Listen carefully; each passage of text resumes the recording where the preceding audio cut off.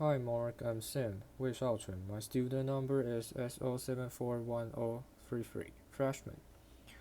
The title of the speech is How Doctors Can Help Low-Income Patients and Still Make a Profit by P.J. Parmar.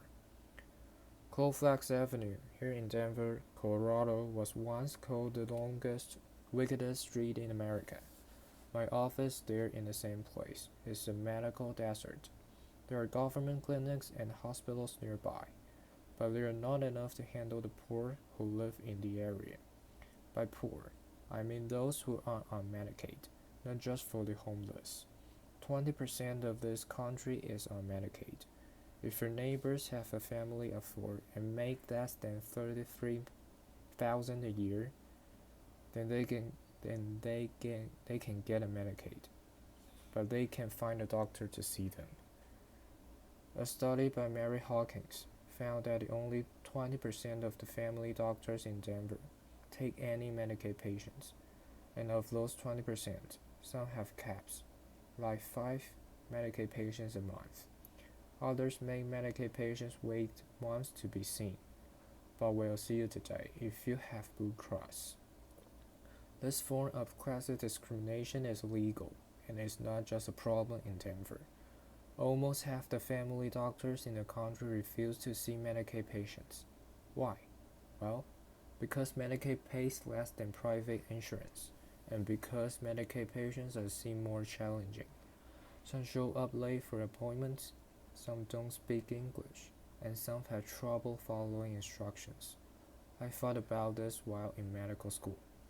If I could design a practice that caters to low-income folks instead of avoiding them, then I would have guaranteed customers and very little competition. After. So after residency, I opened up shop doing underserved medicine, not as a non-profit, but as a private practice, a small business seeing only resettled refugees. That was 6 years ago, and since then, we've served 50 refugee medical visits. Applause.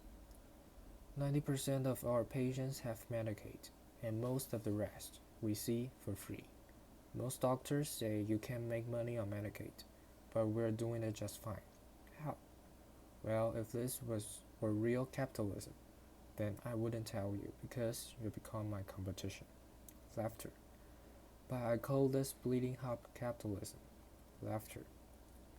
And we need more people doing this, not less. So here's how.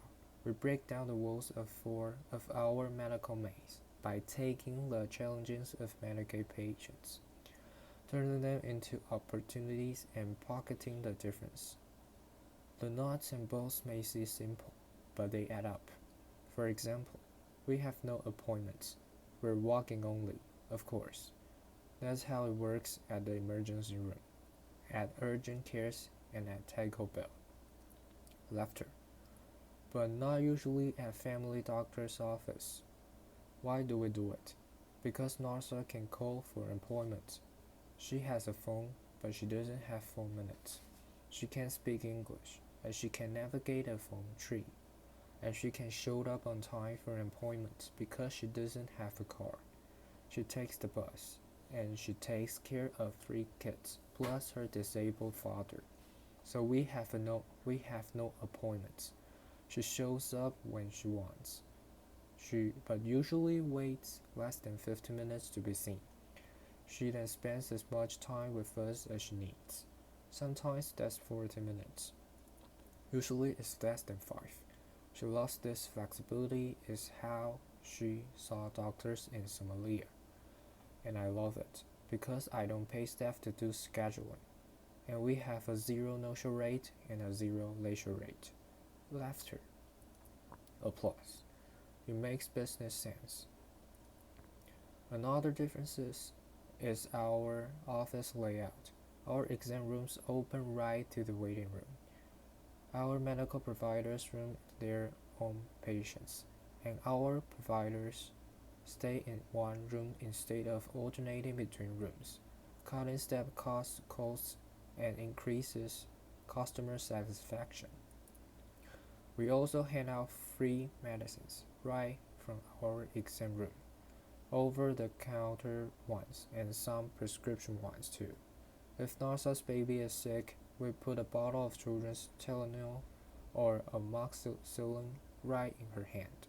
She can take the baby straight back to home instead of stopping at the pharmacy.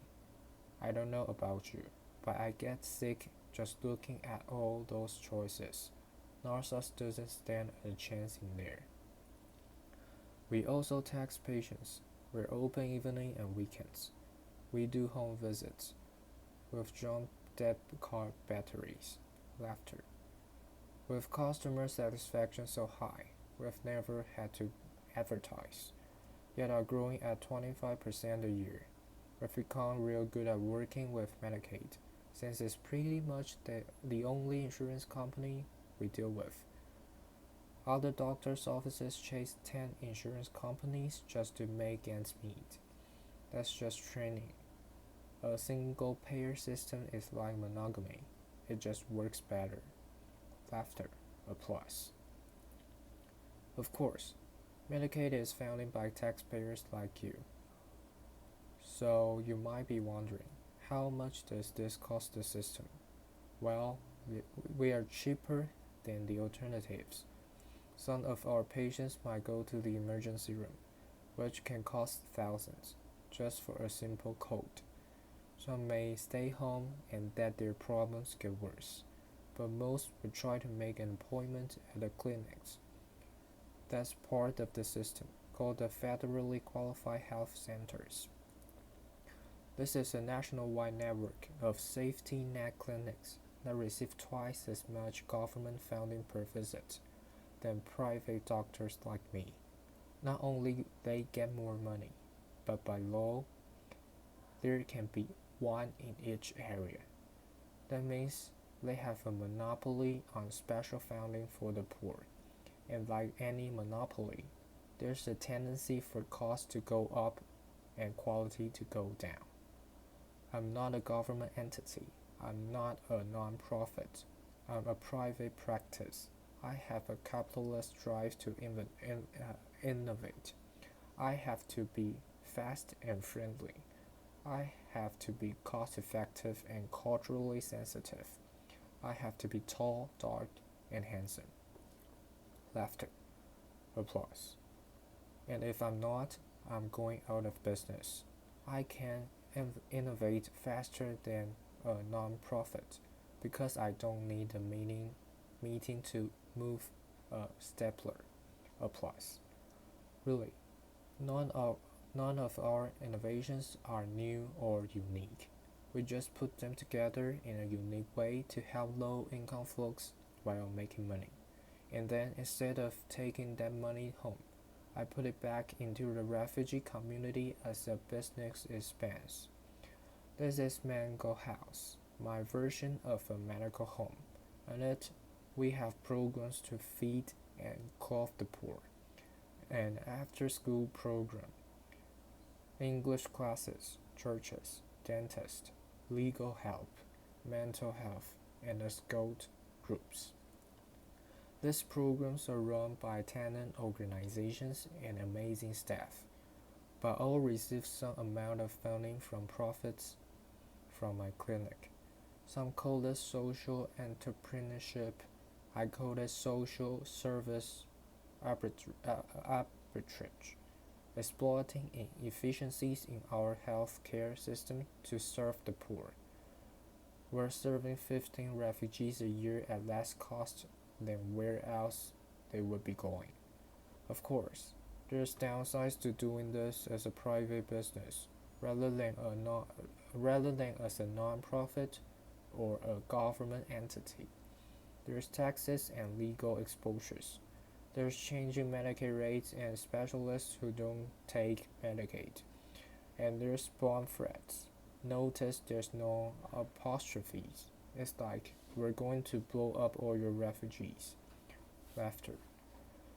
We're going to blow up all your refugees, but then we went to your English class instead. Laughter. Applause. Now you might be thinking, this guy's a bit different. laughter. Uncommon, laughter. A communal narcissist, laughter. A unicorn, maybe, because if this was so easy, then other doctors would be doing it. Well, based on Medicaid rates, you can do this in most of the country. You can be your own boss, help the poor, and make good money doing it. Medical folks, you wrote on your school application essays that you wanted to help those less fortunate. But then you had your idealism beaten out of you in training, your creativity bred out of you. It doesn't have to be that way.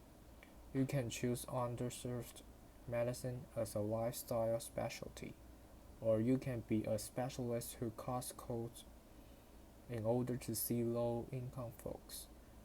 And for the rest of you, why don't work in healthcare? What did you write on your applications? Most of us wanted to save the world, to make a difference, maybe with being successful in your career, but you're now looking for a meaning. How can you get there? I don't just mean giving a few dollars or a few hours. I mean, how can you use your expertise to innovate new ways of serving others? It might be easier than you think. The only way we're going to bridge the underserved medicine gap is by seeing it as a business opportunity. The only way we're going to bridge the inequality gap is by recognizing our privileges and using them to help others. Applause.